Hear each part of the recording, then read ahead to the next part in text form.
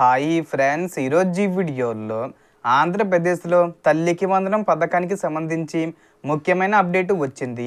డబ్బులు రాని వారికి రూ. 10 శుభవార్త వచ్చింది.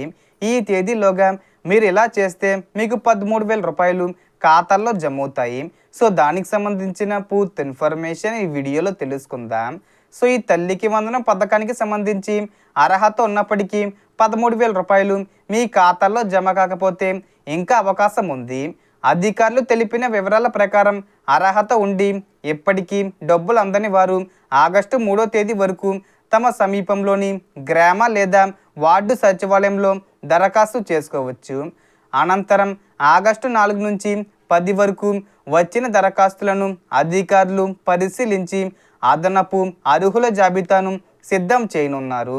అలాగే ఈ విద్యా సంవత్సరంలో కొత్తగా 1వ తరగతి లేదా ఇంటర్లో చేరిన విద్యార్థుల వివరాలను కూడా పరిశీలించి వారి జాబితాలను సిద్ధం చేస్తారు. అనంతరం ఆగస్టు 30న కొత్తగా అర్హత పొందిన లబ్ధిదారుల జాబితాతో పాటు విద్యార్థుల జాబితాను విడుదల చేయనున్నట్లు సమాచారం.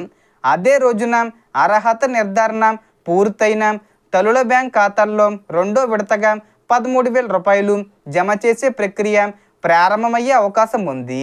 అయితే దరఖాస్తు చేసేటప్పుడు ఆధారు, విద్యార్థి వివరాలు, బ్యాంక్ ఖాతా సమాచారం వంటి అవసరమైన పత్రాలు సరిగ్గా ఉన్నాయో లేదో తప్పకుండా ఒకసారి చెక్ చేసుకోండి. అలాగే ప్రభుత్వం లేదా సంబంధిత అధికారుల నుంచి విడుదలయ్యే అధికారిక మార్గదర్శకాలు, అర్హత నిబంధనలు మరియు తాజా ప్రకటనలు మాత్రమే నమ్మండి. సో మనకు వచ్చిన ఇన్ఫర్మేషన్ ఇది ఫ్రెండ్స్. మీకు ఈ వీడియో నచ్చితే లైక్ చేయండి, షేర్ చేయండి అండ్ సబ్స్క్రైబ్ చేసుకోండి. Thanks for watching.